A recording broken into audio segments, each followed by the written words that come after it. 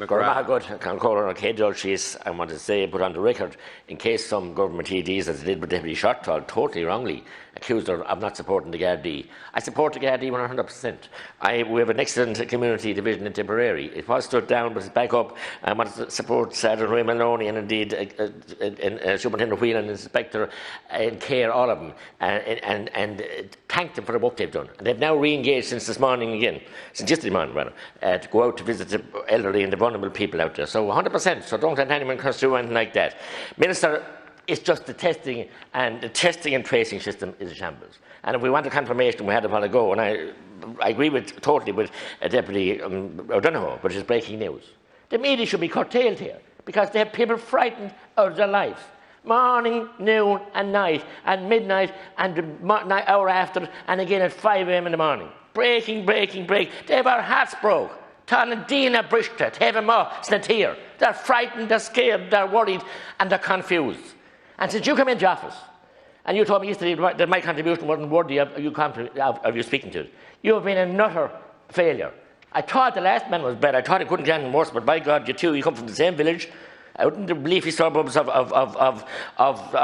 Wicklow, outside and up in Greystone, for you could pay $3 million for a house. You don't have a clue what's going on. And you're going to preside over this shambolic health system. Deputy O'Donoghue again said about the $3.8 billion. Since I came into the door in 2007, every year we've incrementally given $1 billion extra. And we got less and less and worse outcomes. It's a disaster system. It's not capable. And the people need hope out there. And I could go into lists of cases who are waiting and PCRs and the whole lot. But you won't engage with any of the scientists and specialists who want to know, who claim to know, and I expect they do a lot more than I do, or will ever learn. And you won't engage with them. No, they don't know. They're all conspiracy theorists. They're all wrong. You're just streaming ahead with the PCR tests costing €195 per test. There's some people making an outrageous amount of money. But money doesn't matter in the HSE. They've just pumped $2.1 million into a closed psychiatric unit in Clonmel, where we badly need a mental health bed. We don't have one. And there's not a word about accountability for COVID crisis. The money is like confetti. It's like the fertilizer spreaders that go out in the forest of the helicopters. Just throw it down. Money, manna from heaven you think does come, but you don't believe in heaven the most, and you won't allow the people to go to Mass. And I want to go back to you. And I want to thank Deputy McNamara yesterday for burying when you retorted that the people could go to Mass and the priests wouldn't be punished. The priests will be punished under the legislation unless they do it online. And you have the churches doing that. It's a sad country when Mary or Johnny or Tom or Biddy can't go in and say a prayer. I can't go to their Mass or get their workshop. Or people in their deathbeds in the hospitals can't get the last rites. It's shocking. And it's shocking. And you had the audacity to challenge Deputy McNamara. But he was quick enough to get the act and quote you the exact articles of it, because he's a legal brain and fair juice to him, and I compliment him on his work as well. So, Minister, the marts are closed. I mean, people are so bad at this time of year. You don't stand down calling your family yourself and have a few cattle for the mart occasionally, and you have to sell them this time of year to pay their bills. And some people, first of all, they don't have technology, but second of all, the technology is a disaster in most places in rural Ireland, and a lot of them have collapsed and the marts can't work. So, Minister, you have to deal with that as well. Deputy Kelly was here this morning talking about this was simply crazy and it was appalling and it was downright disgraceful. But yet he's voting for this legislation. I can't understand this at all. I mean, we were expected to come into the door here scrutinised legislation. We have no scrutiny. We got 48 hours notice of this, and deputies are condemning it and they're voting for it. What is wrong with these people? And we're voting, again I say it today, to give you the powers under statutory instruments, whatever one you dream of, in your leafy suburb, in your comfortable bed out in Greystones with the sea water going around the air like a vapour, giving you clean thinking. You're clear thinking. You brought up 25 reasons yesterday in these regulations why people can't leave their house. 25. We're going to lock them up. They're breaking the law if they leave their house. My God. And you're also saying that you can bring in any statutory instrument that you like without any recourse to this house, any scrutiny, any debate, any vote. So we're wasting our time here.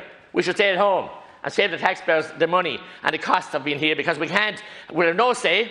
We have no say in this government. It's a tyranny that you're imposing on the people. And I can't believe that the opposition parties, who I respect them individually, are buying this a pig in a poke, blindfolded, or giving out about it all right, as the cronies and everything, the crony and everything else we get. They're going to vote for it. I certainly am going to put my name to any vote to terrorise and put a tyrannical rule on our people, young and old, from the cradle to the grave. And I condemn any of the people that were in Grafton yesterday misbehaving, and I support the Gardaí, but we saw the Gardaí have the powers already. So we don't need to be here debating this at all today.